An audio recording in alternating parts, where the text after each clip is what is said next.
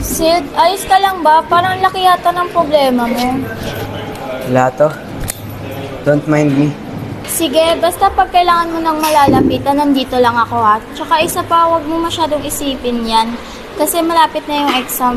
Kailangan mo mag-focus para ma-maintain mo yung grades mo. Lilipas din yan, trust me.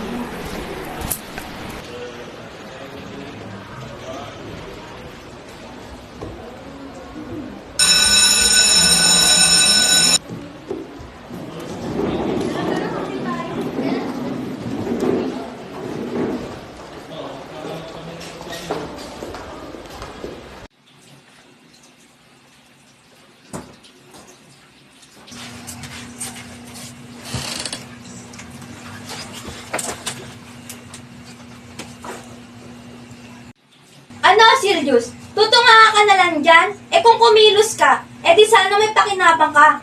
Puro ka ng tulog, hilata, upo, at cellphone. Anong mararating mo kung ganyan ang ugali mo? Tutulungan ko naman dapat talaga si nanay. Kailangan ko lang tapusin tong activity namin. Bakit kaya mga nakikita niya lamang ay mga pagkakamali ko? Ito na po, inay!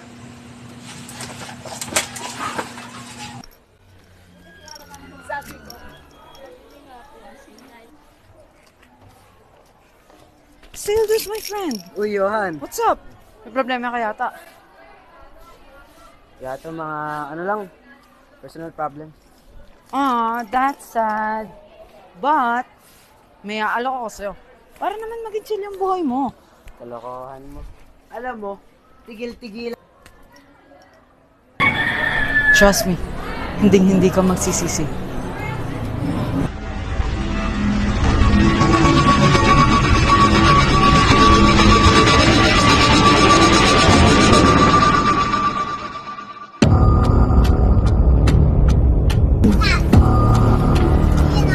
Oh, customer. Bago yan ah. Oo nga eh.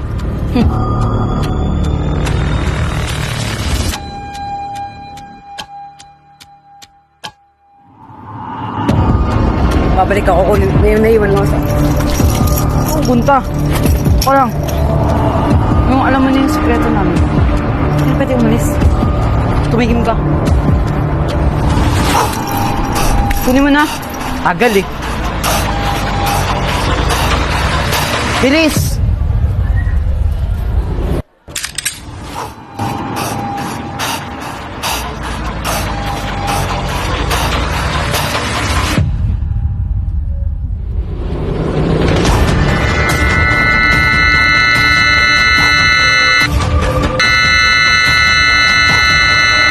Class, naiintindihan niyo ba?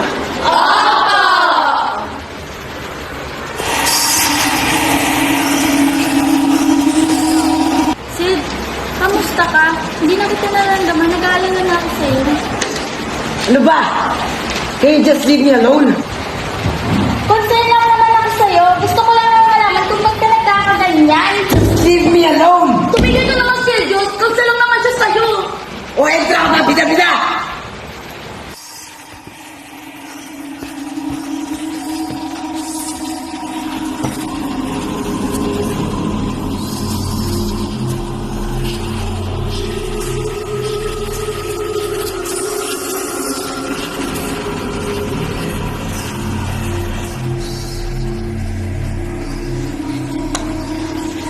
Hayaan ko pa.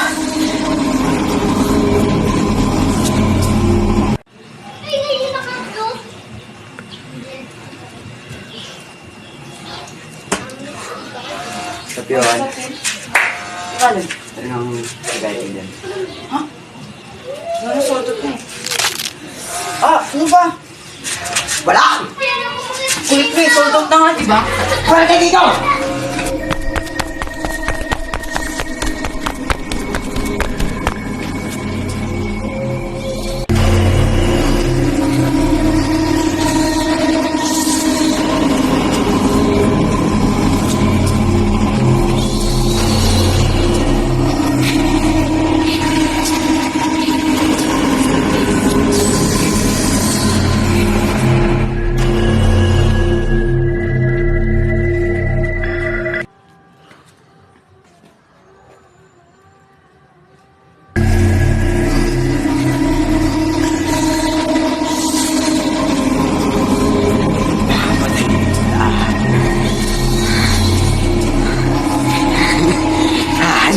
kita, Johan.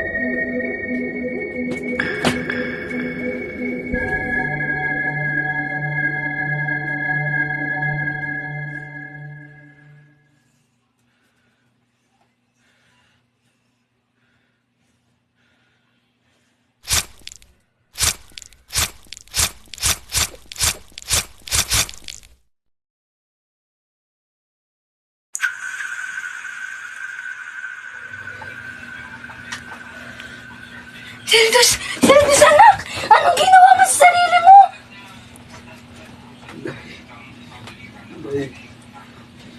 Anak, pasensya ka na. Hindi ko alam na nahihirapan ka na. Pangako, pag gumaling ka, babawi ako sa'yo. Mommy, I need to talk to you. Mommy, I'll be honest with you. Hindi po okay ang unika iho ninyo. Nagsisuffer po siya sa matinding depression. At hindi lang po iyon. After running several tests, napag-alaman po namin gumagamit siya ng illegal na droga. Sa tingin ko po, mas better if mag-undergo po siya sa rehabilitation niya. Thank you po.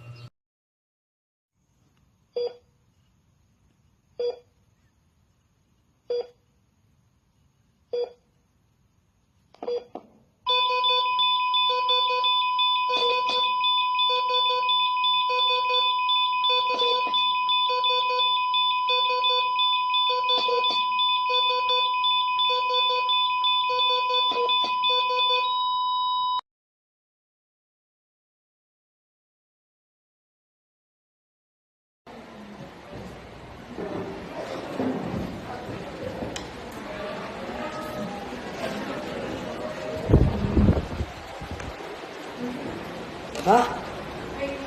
Wala ko nasa ospital ako. Bakit pinagsasabi mo? Ang hindi-hindi ng tulog mo dyan eh. Tama na yan ah. Parating na si Mama.